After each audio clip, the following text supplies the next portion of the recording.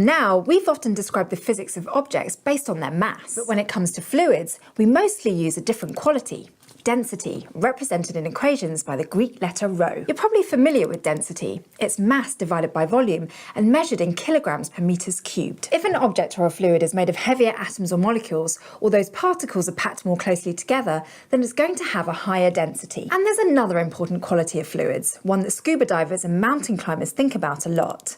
Pressure. In our last episode, we defined pressure as applied force divided by area. It's measured in units of newtons per meter squared, known as pascals. And fluids apply pressure in every direction. So right now, there's air putting pressure on you and me from every side. In fact, the average air pressure at sea level is 101,325 pascals. And if you jumped in a pool, the water would also exert pressure on you. But if you've ever tried diving to the bottom of a pool, you'll know that there's more pressure at the bottom than at the surface. Which is why at the bottom, your ears hurt and your head feels like it's about to implode. That's because the deeper you go, the more fluid there is above you, with its weight pressing down. There's an easy way to calculate the pressure of a fluid at a given depth. It's just the fluid's density times small g times the distance to the surface, represented by the letter h for height. And the change in pressure based on depth is equal to the fluid's density times small g times the change in distance to the surface. So let's say you're swimming in a pool that's 3 meters deep and you want to know how much more pressure you'll experience at the bottom of the pool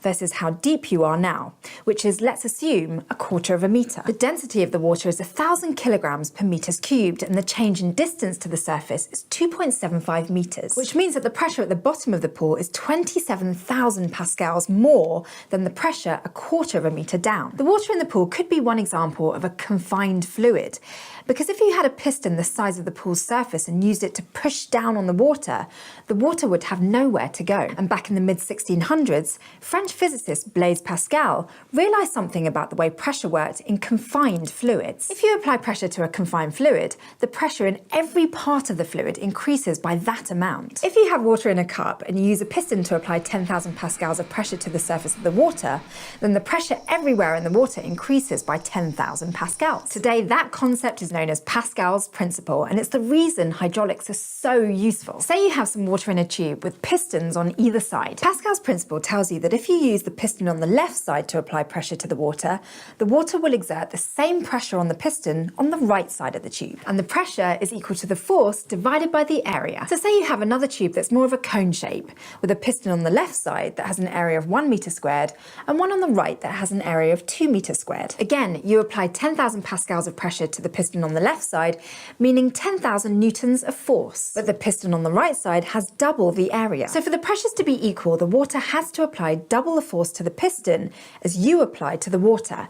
And so you end up with 20,000 newtons of force on the right side piston. This is a huge deal. You're doubling the input force, but you didn't have to put in any extra effort. And the bigger the difference in area, the more extra force you get. To put it in maths terms, the ratio of the output force to the input force is equal to the ratio of the output area to the input area. Systems like hydraulic lifts take advantage of this by having big differences in area on either side of the fluid. So if you want to apply a lot of force to lift something heavy, for example, hydraulics are the way to go. Now, if you're going to be using pressure to do stuff, you're probably going to want to be able to measure that pressure, which is where manometers and barometers come in. A manometer is just a U-shaped tube with a fluid inside. Say you wanted to use one to measure the pressure of a bike tyre. You'd stick one side of the tube in the tyre, leaving the other side open to the atmosphere. If there's a difference in the pressure on each side of the manometer, whichever side has the higher pressure will push the fluid away from it, creating a difference in the height of the fluid on either side of the U. In this case, the inside of the bike tyre has a much higher pressure than the atmosphere,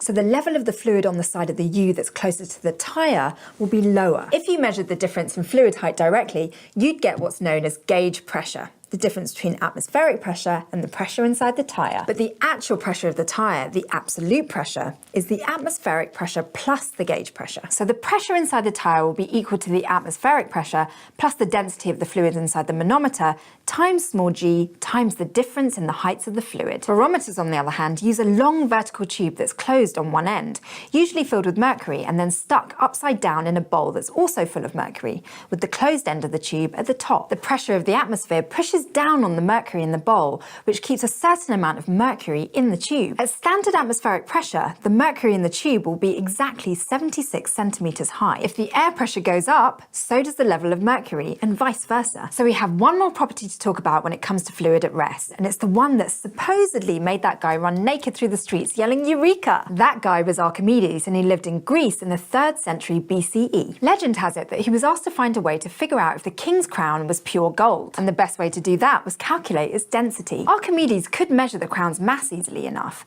but he didn't know how to find its density. He was taking a bath one day when he realized that the volume of the water displaced by an object is equal to that object's volume. And since he already knew the crown's mass, that meant he'd be able to find its volume, and therefore its density, just by putting it in water. That's when he did the whole running through the streets naked thing. So Archimedes discovered that when you put something in a fluid, the fluid's volume increases by the amount of the object's volume. This tells us a lot about what makes objects float or sink. For example, say you have a tub of water and 2 balls of the same size, but of different densities. Say one is an American-style billiard ball and the other is a racquetball. We're going to gently place the balls in the middle of the tub, let go, and explain what happens to them. But first, let's talk about the forces acting on the water that's occupying the space where we're going to put them. Picture a sphere of water within the volume of water that's in the tub. What are the forces acting on that watery sphere? Well, the force of gravity is pulling it down, and since the sphere is in static equilibrium, there must be some force pushing up on it, counteracting the force of gravity. We call that force the buoyant force, and it comes from the fact that water pressure at the bottom of the sphere is greater than the pressure at the top. Now let's put the billiard ball where the sphere of water used to be. What are the forces acting on that? The force of gravity that's pulling down on the billiard ball is stronger than the force that was pulling down on the sphere of water. That's because the billiard ball is denser than water. So even though the ball and the sphere of water have the same size, the ball is much heavier. But the buoyant force on the billiard ball is exactly the same as it was on the sphere of water, since they're the same size and shape. That's Archimedes' principle. There's a buoyant force pushing upward on objects in water, and it's equal to the weight of the water that the object displaced. The billiard ball weighs more than the sphere of water that it's replacing, so there's a net downward force on the ball, and it sinks to the bottom of the tub. But if you were to fill that sphere of water with a racquetball, the opposite would happen. In that case, the force from gravity pulling it downward is weaker than the force pulling down the sphere of water, but the buoyant force pushing upward is still the same. So there's a net force upward on the racquetball, which is why it floats to the top of the tub. Some of the racquetball will pop out of the water, but some of it will stay underwater. In fact, once it stops moving, the racquetball will displace a volume of water that weighs exactly as much as the ball. Because at that point, the buoyant force pushing the racquetball upward and the force of gravity pulling the racquetball downward have the same magnitude, so they cancel each other out. Thanks to Archimedes, we know why objects float and sink.